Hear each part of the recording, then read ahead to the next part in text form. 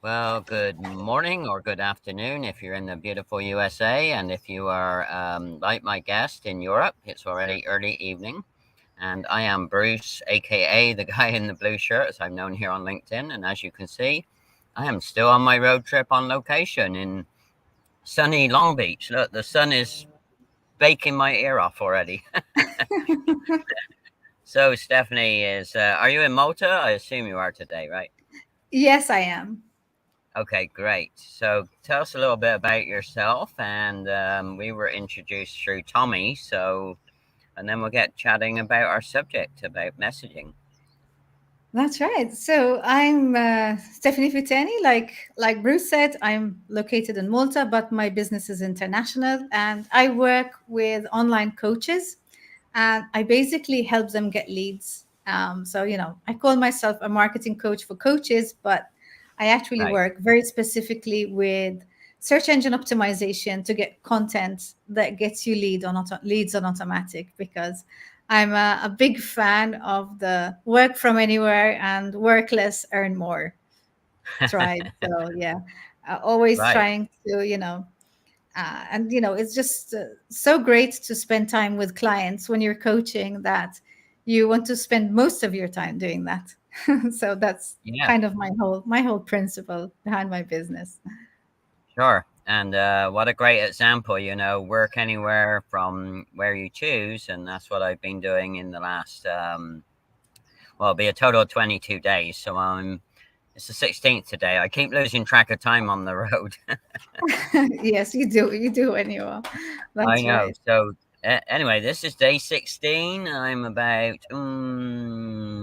3,000 plus miles into my road trip, and I've met some amazing people for the first time, and re-met some people that I've met first of all 3 years ago. So amazing how it all works. So Wow. yeah, you talk about, yeah, I know. Wow, and I know you travel from time to time as well, so you know what it's all about for sure.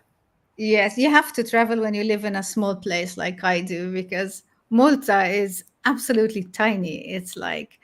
It's 36 kilometers by 24. So Okay. it's basically like a big cruiser that doesn't move. So, Right. you Well, really have to get off the rock a few times a year. Otherwise, you go a bit balmy.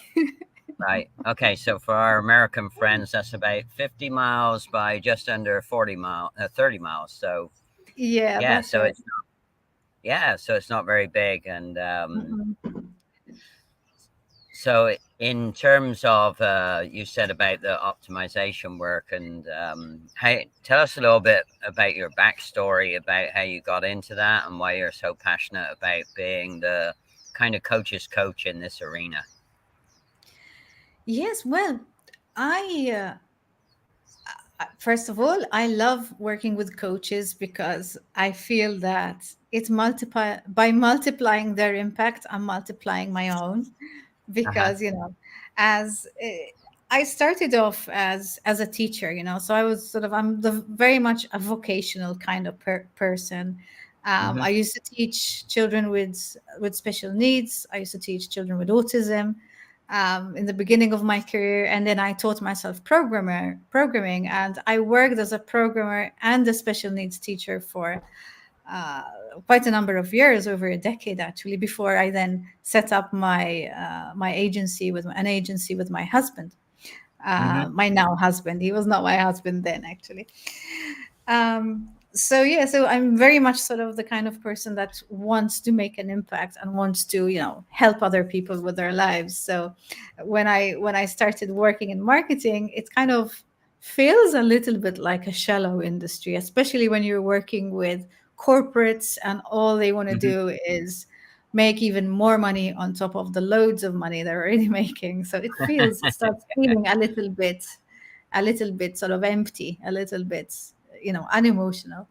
So when I started working online, I really wanted to work with people who are really making a difference.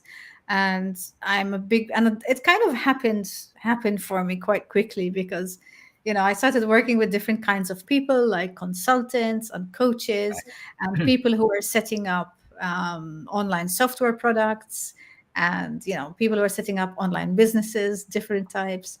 And then it sort of just, most of my clients just suddenly became coaches, probably because I just really liked them more. So I was talking to them in my content. And it's obviously there's this, this attraction thing. So yeah, for me, I'm more passionate about what I do because I know that I'm helping people who are helping people.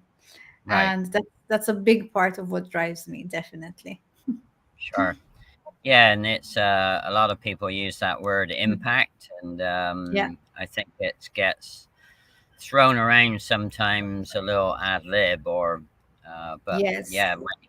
Yes. So It's tell used us. a bit too much. Yeah, well, it's a great word. I mean, it's a great positive word. My positive word for 2022 is ignite. So, and that's Okay. the acronym also for my online course. That's So right. yeah, it's been kind of fun, and I know we chatted about that when we talked about setting this up a little bit. So tell us, maybe, what's probably your best success story. I mean, obviously you may not want to mention names, so tell us, from to success story. Where somebody was and where you were able to help them go to. Yes. Well, the most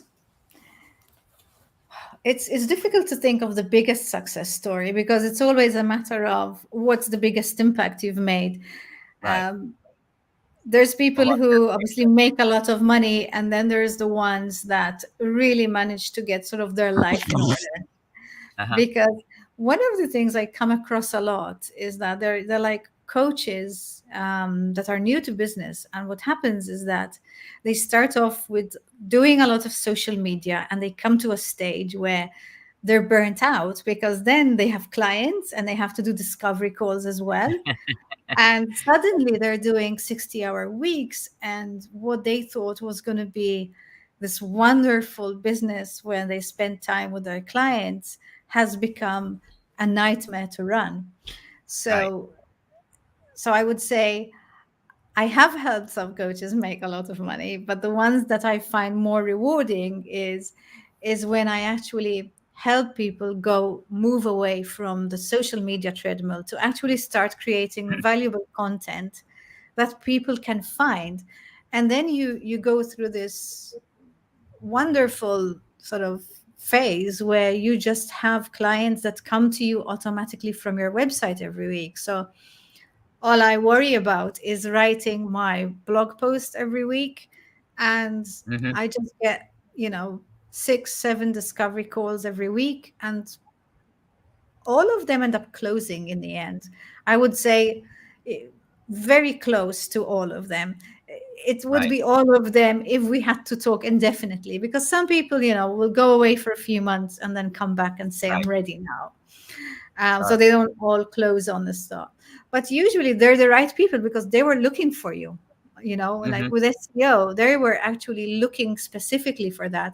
And most of the people I actually talk to are actually shopping around.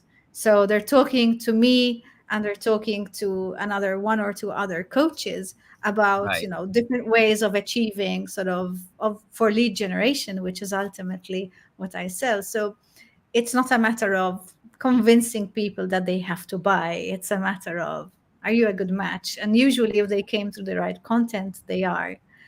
But to answer your question, I think one of the clients that got the fastest results, because obviously with SEO, it can Right. vary. It can take you 3 weeks to rank your first blog post, and it can take you 3 months. Of Right. course, if when we take a look at the overall technology and we make sure everything's in order, then it can happen a lot faster. But I Mm-hmm. had one particular client who was actually, after just 8 months of blogging, she was dealing with 7 requests a day from just one blog post. Wow. So this one blog post hit, the first position. Obviously, it wasn't the only one that was ranking, but she was getting 7 requests a day, and she came to a stage where she actually couldn't handle all these requests, Right. and she started pushing people into Facebook groups So she created a Facebook group, and every week she would have an information call for all the new people who wanted to have a discovery call with her because she Right. couldn't actually see them. And it became a very good way of then sort of feeding people in groups into group coaching. So she went practically overnight from doing one-to-one coaching to doing group coaching because she was just pushing people into the groups directly from her group discovery calls. So Right. that's sort of one way it can go. Well, that's a And great yeah, use of leveraging time, right? I mean, that's I right. tell people in the work that I do, time is the only non-recyclable element on Mhm. the planet. Once this second is gone, it's gone. You can't get it back. And so That's right. it, And yeah, so being able to maximize your time and then still be able to service the people that, and you raise a good point, people that are a good fit for you, right? So like many people, I started off and I think my messaging was very pushy. I was pushing uh-huh, messaging instead of what I now call pulling messaging. So, that's right.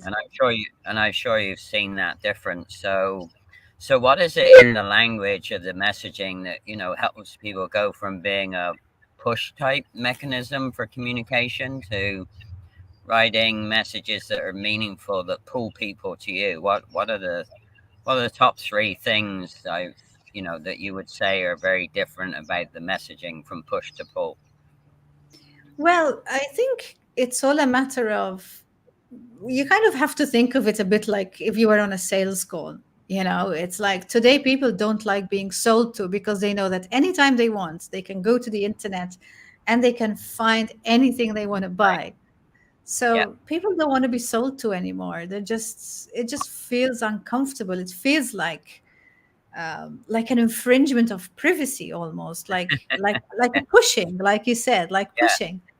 So, I would say as business people, we could think about it a bit like a sales call. It's like if you're trying to like, you know, use fear or use, pushy tactics of, you could lose this and, very heavy-handed arguments Right.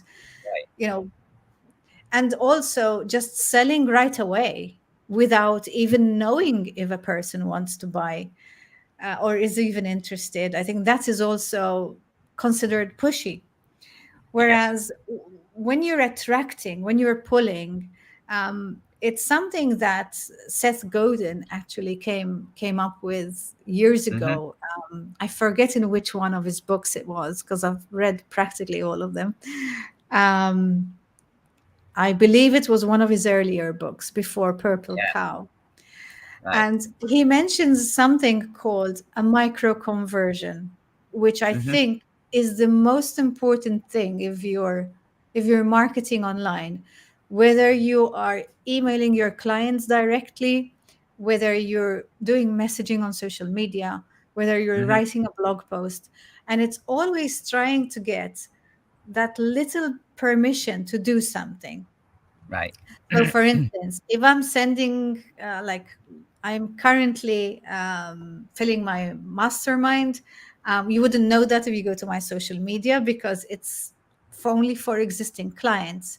So, Right. it's something that actually goes out by email.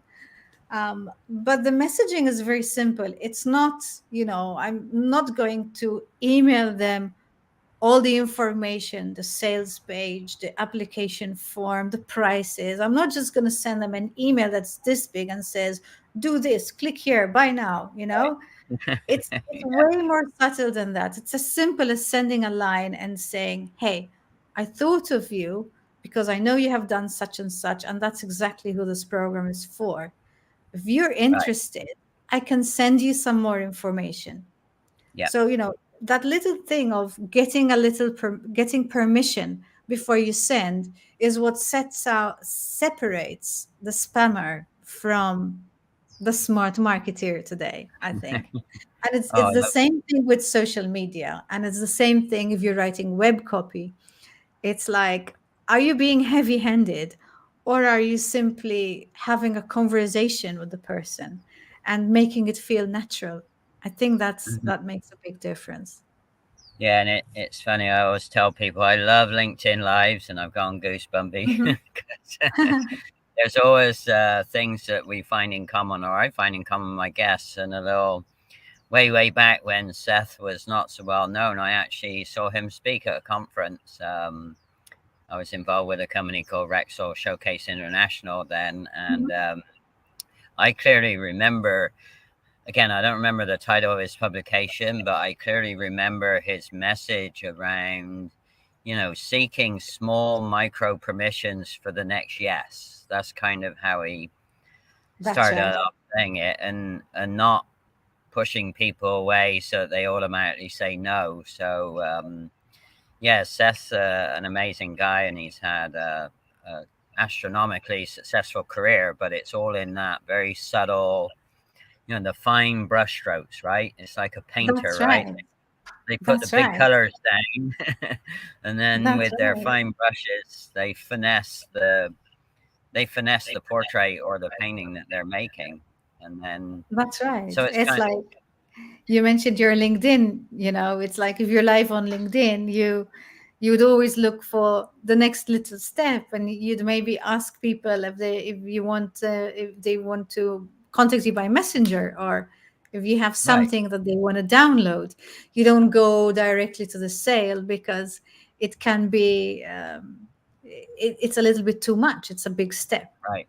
you know. Well, yeah, that's a pet peeve of mine because I still get like many people with I'm blessed to have a healthy network, but the Hmm. downside of the healthy network is I get the what I call the tactical point of sales people that Oh you know, yes. they've never Hmm. engaged with you. They clearly never Yeah. studied the content. They clearly don't understand the protocols on LinkedIn, and Hmm. I get 3 to 6 of those a day, pretty much every day. So instead of Yeah. just blocking and disconnecting, I'm trying to actually educate them. And right, wrong, or indifferent, I know a lot of people just block and move on, but That's I right. feel that, That's right.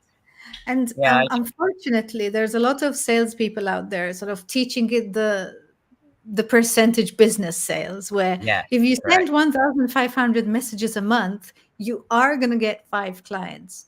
And the right, problem is you're also going to burn 1,995 bridges.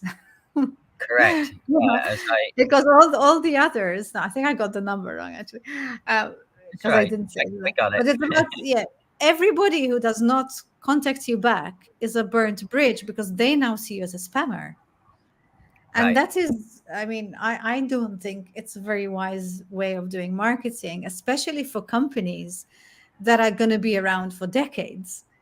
You know right. what I mean? But unfortunately, that's what salespeople are teaching. So, There's a couple aspects to that. There's clearly somebody that's figured out a process that they keep selling to people that are pretty naive about how LinkedIn works, and mhm. because all the messages are very, very similarly written. The timing of the first Yes, message, it's obviously a tactically well designed process, but and that's part of why I try and educate people to do that. I say, hey, you got to realize that you're damaging your social reputation right off the bat when you right. when you just pitch somebody in your first message to somebody. People That's right. people want to be pitched to. They'll go watch a baseball game. They don't, right? That's right. That's right. So people, although it is kind of more accepted on LinkedIn, there is Mhm. still a cutoff point to Yes, how pushy you can be. It's not, and I think unfortunately, LinkedIn, in terms of the tools it offers, has kind of moved a little bit towards allowing more spamming than they kind of should. right. Well, There isn't enough protection, against people who kind of want to get out there and really kind of send all these right. insensitive messages to everyone. But Sure, and um, 95% of the time, or more, I never hear back from the person because they, number one, the process they bought or whoever's coaching them isn't designed for feedback, and then no, no, that's right. Right. And then secondly, the ones that do respond sometimes are genuinely grateful that you've explained to them, number one, that that's not the protocol in today's environment. That's Number right. two, they're often naive about how the process really works, and they're genuinely thankful. And then I've even had the situation where I've told a couple of people after a little bit of dialogue, go get your money back, because what you got Yeah, sold is not a good fit for you probably, and it's definitely damaging your LinkedIn reputation right off the get-go. So that's right. That's right. And it's especially when you're, a consultant, an expert, a coach. right. That's that's something that you cannot easily repair. It's you've got to do the complete opposite. You've got to be seen as an expert in your field, Yeah. and experts don't go around spamming people and asking and pushing stuff onto them. They allow people to come to them, and which is the way it should be. It's kind of Right. it was like that for experts even before online media was a thing, because experts just did speaking gigs and sort of got visibility in different ways. you Right. wouldn't get you wouldn't get like a marketing consultant or a business consultant doing door-to-door sales. It's just not Hmm. done, is it? Yeah, I know. It's again, it's intriguing to me, and a little sidebar. Interestingly enough, on my stop at Laguna Seca, which was the last IndyCar race, which is why I've been road Mhm. touring, because I'm addicted to IndyCar. I actually Oh. camped next to I actually camped next to a couple, and the lady, she actually works for LinkedIn, and she's just moved to a Mm. new role. She was with their HR back office process, and she's actually moved to the frontline Oh, sales wow. messaging. So I was explaining to her, hey, you, you might want to think about seeing if you can figure out how to do something about it, because they have the technology to be able to do if and but statements, particularly around new connections. Hmm. Probably like yourself, new connections are typically more vulnerable, I would guess, to being pushy and pitchy instead of being, collaborative and pulling the conversation along. So those are the ones that I think LinkedIn could really help with their technology, is put some filters in so that they can only do so much with a new connection, or a connection that's third level down from you. That's probably where I get the volume of pitch messaging from, is level 3 Hmm. connections, because they're obviously sold this process and don't know any That's right. better. So That's right. That's right. But hopefully things will improve, as the internet's a big place and there's a lot more it, education out there these days. And yeah, it is. I think after the pandemic, there's been a lot of online a lot of online coaching, a lot of online trainers that have grown their business, and people who used to function perhaps more offline are now Right. also in the market to actually, they're now exposed to online training thanks to the fact Right. that they had to do that during the pandemic. So Sure. I think we're going to see some fast changes in the future, because online business has always been way ahead of other businesses, because we've kind of had to be. Yeah. But it's like the pandemic has brought everyone sort of Yeah. I'm fast forward to everybody being almost in the same pool now, which is a good thing, I right. think. Yeah. Again, I reflect on my own journey. 3 years ago, I was a old, what I call, analog person. I only did things either in person or by phone, and no, by email, and I didn't really use any digital tools. And then I realized that things were going to be massively different. So I went and found a coach that was specifically good at helping somebody that was an analog to become a digital. So, That's right.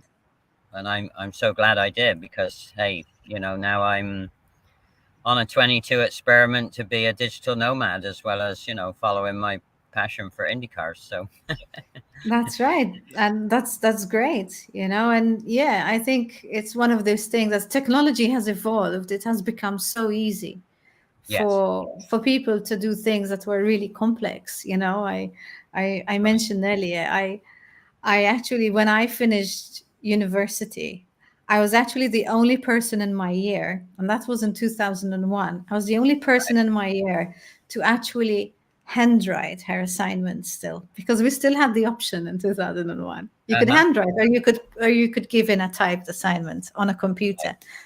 And I didn't even want to use it to type. Mm-hmm. Although I used to go to the cafe to talk in chat rooms every now and then, admittedly. But I didn't want to spend hours in front of a computer writing an assignment. I was like, who does that? But yeah, but a few years later, well, specifically I graduated in 2001. By 2003, I had taught myself programming and I was creating my first online project. And Right, so I really understand, because for a long time I was in this resistance phase where, right. it's like technology is too much. It's overwhelming. It's perhaps Yeah. a bit evil too, you know. And then suddenly I was kind of beginning to open up to this. I read a book and I was opening up to this big dream of having, the in those days it was people selling passive income, and you Mm-hmm. soon realize there's no such thing as passive income. Right. But just the dream was enough to push me out of my comfort zone. And there was no way in 2003 that you could create a website or a landing page without knowing programming. So I thought, well, that's what I need to do. Right. Well, it's and interesting. Oh, go ahead. Sorry. and that's why, with my clients, I'm very, very patient, and I always try to find the simplest way for them, because I understand that you can if somebody tries to give you too much too soon, Mhm. Right. it can sort of, you can freeze when it comes to technology. And it's something that's also a mindset thing, because once I flicked that switch, I just moved so quickly, from not practically not even knowing where the on button was to programming websites. It's just crazy. With a little bit of support, once you decide you want to do something, you can do it, because then you start finding the right people to help you, Yeah. and today it's just so much easier, because you teach people a tool, and that's all they need. They just need that tool to make things happen. It's just Right. brilliant, I think. Well, you talked about resistance, and I would say that Mhm.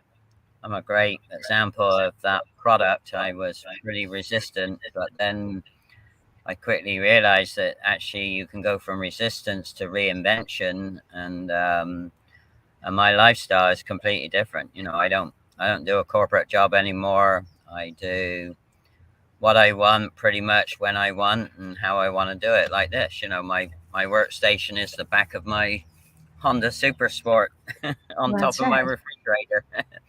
Hey, I just want to That's say, hey, Phil Davis, he's been an amazing supporter, and he's another great example of reinvention. He's gone through a lot of phases, and I loved all of his stuff. So if you don't know or follow along with Phil's stuff, he would be a great person for you to.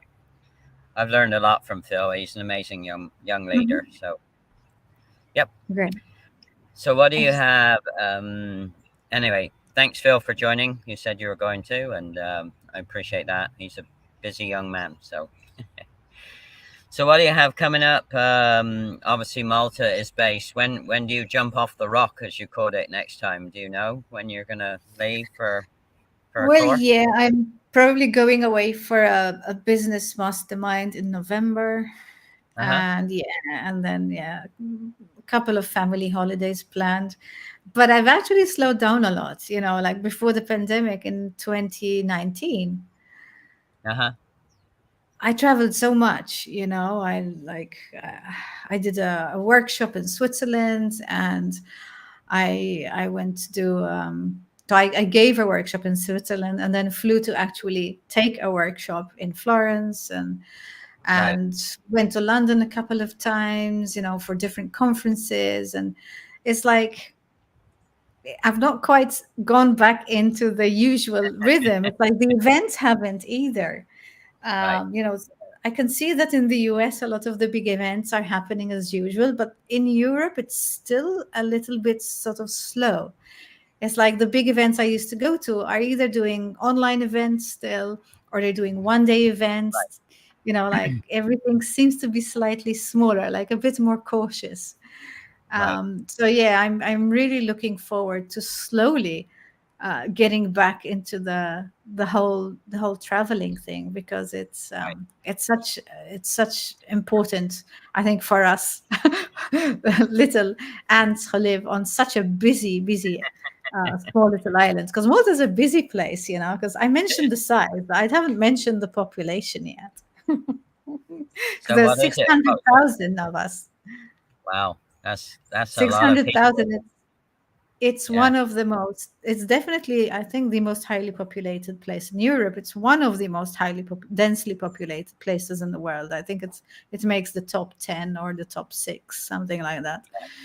Yeah. It's pretty Um, much like Los Angeles County. I don't live there anymore, but I used to. There's 16 million people that live in Los yes. Angeles County, which is about a 50-mile radius of Los Angeles Airport. So it's a little bigger than Malta, but if you think Yeah, about well, that's a few the more length dozen, of Malta, right?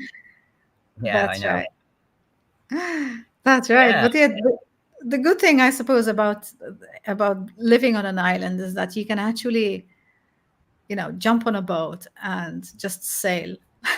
And then you're in the middle of nowhere, hopefully, unless it's a Saturday morning, then you're surrounded by other boats. But right. Sure. I thought you were but just if going you to say. drive far enough.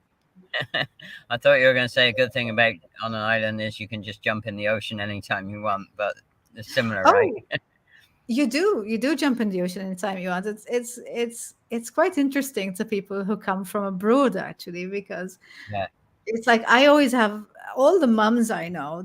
We have a bag in the car, and you know, just every now and then you'd be driving past and it's hot and you've got the time and you just stop and have a swim.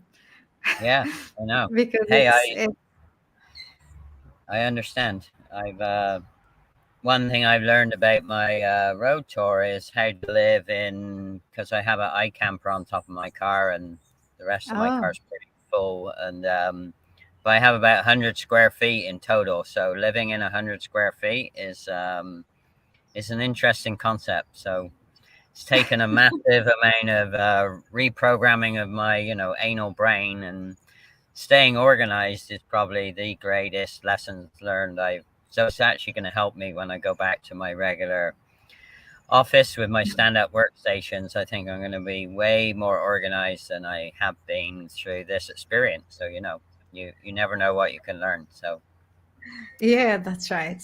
Yeah, I yeah, mean, being organized helps with everything, but there are people who find it so hard to be organized, and they still right. succeed. Well, So I suppose it's all right. It doesn't matter which type you are. sure. Well, they're not wired that way, but that's a great segue into. I will do a little video outtake when I leave,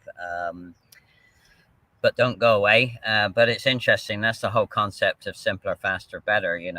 That's It's right. about first of all figuring out, where's my time going? How do I turn my time wasters into time savers? And I have a little freebie for that, which is going to be marketed a little better on a pull system, not a push system. And so it's funny because you talked about simplification, and that's really where we have a lot of common thinking around making things simple. That's right. Yeah, I'm a big believer that simplifying as much as possible is the most important thing. About 2 years into my business, I realized that I was spending a bomb on different tools, online tools. It's just so easy. Lots of online tools, lots of little programs, a couple of big Yeah, programs, and you end up kind of just trying to justify everything in your business. And my coach at the time, she said, I want you to pick a word for the year. And I picked the word simplify, because I really Hmm. felt like I needed to Yeah. simplify. I was still pivoting from the previous business. I had a young child, and everything felt like it could do with a bit more ease. Hmm. And I think it's the best thing I've ever done for my business, because I just looked at every single process and just removed anything that wasn't super necessary. Just Right. removed even all these different steps in the onboarding process, all these tools that created automation, which was nice, but was not necessary. Right. Like, it still took management time away from me. So it wasn't saving me any time. I actually saved time by removing certain tools, Right. because then I didn't Yeah. have to check them all the time. So Right. yeah, definitely best thing you can do. And it's not the same for everyone. And some people, like me for instance, when I was young, it's like I've always been extremely organized on the outside, even as a child, because Right. i am I am wired, like, I have a very confused brain. I have like 10 thoughts at once. I'm the kind of person that like reads 4 books at once. My husband thinks I'm totally nuts. It's like, how can you read 4 books at once? I'm like, I have one for every mood. Right. Well, it's And funny you should say that. Go ahead, because Russ Hedge just jumped in the comments, and I was gonna. It's yeah, funny you no should worries. talk about that, because just as Russ jumped in, you're talking about that, and Russ and I met earlier on my road trip in his hometown of Salem, and he thinks parallel thoughts like yourself, but he also stays really well organized. So it's interesting how you figured out how to do that. So Yeah, well, good for you. I figured out at a very young age that unless I was externally super organized, I would not be able to function. I like, even just simple school stuff, I couldn't function. So, and then it goes the other way, where I'm a twin, and I used to share a room with my twin sister, who is actually my mirror opposite, in a sense that she looks exactly like me. You wouldn't be able to tell the difference, probably, but her brain is the opposite. She has like perfect memory, and she always knows where she's put everything, and she is Hmm. super organized in her head, but her room would look like a mess. So it was like completely opposite. And she would actually joke about my alphabetically ordered books, because I'd kept my books in so I can find them. Right. And of course, it's not visually appealing to keep your books in alphabetical order, because they look Right. like they're messy. But it's just a simple system that works when you just need to find stuff. Yeah. Right. And Right.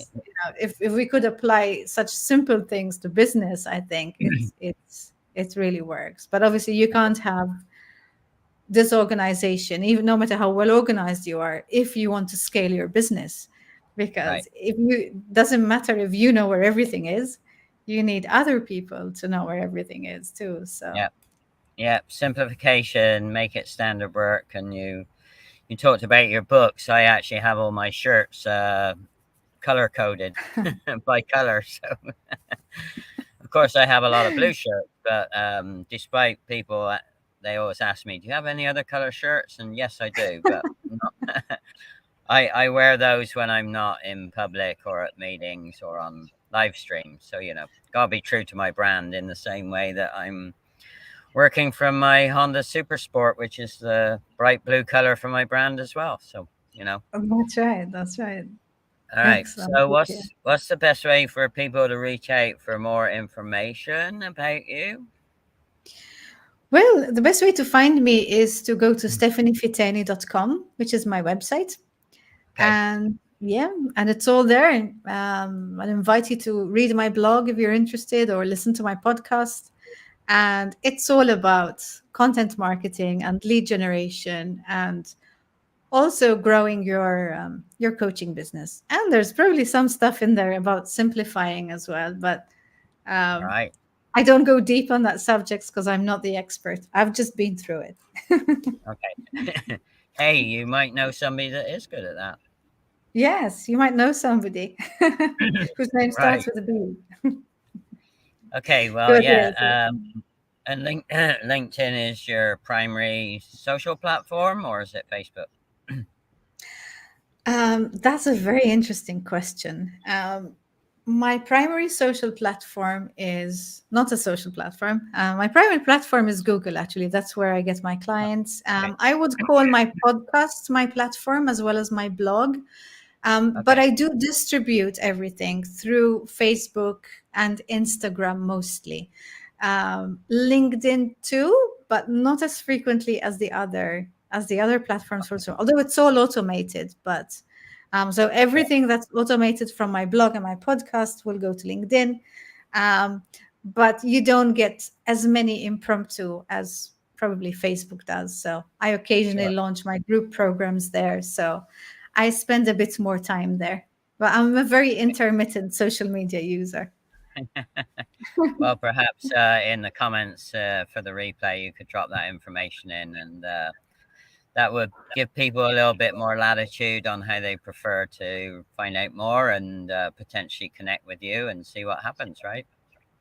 Yeah. I mean, if you Google my name, I'm sure you'll find one of my platforms right away. So feel free to reach out if there's anything you want to talk about. And yeah, just very open that way. Well, just hold there. So talking about simplification and memory, Devin put together an outtake video, so don't go away. So I show this so that I don't forget to say anything that I like to say about me. So hold on for... You're frustrated that you have no time and you just hate it. You lost your mind.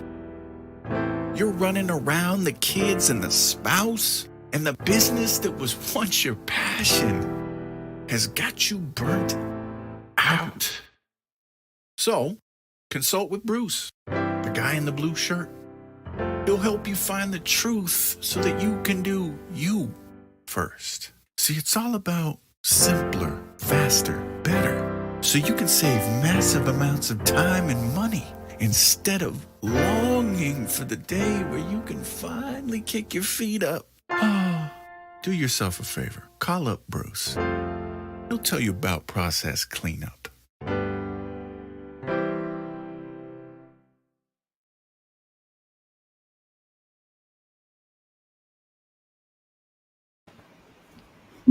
There we go. And I recently met Devin in Portland on one of my road tripping experiences. So that's a great video. Oh, good. Well, the lady in the white, that made me think of you. Because we talked about the ocean. That's right. Yeah. All right. Well, thanks so much. Just hang for a minute, and thank you, Russ and Phil, for being in the comments live. And again, if you can still comment even if you're seeing this as replay. And I know Stephanie will add her information to the comments while I download some stuff. We'll see how long it takes me to download from the back of my car here. Excellent. Right. Thank you so much for having me, Bruce. It was lovely talking to you. All right, just hang for a couple of seconds while a bit longer. That's okay. All right. Bye. Bye.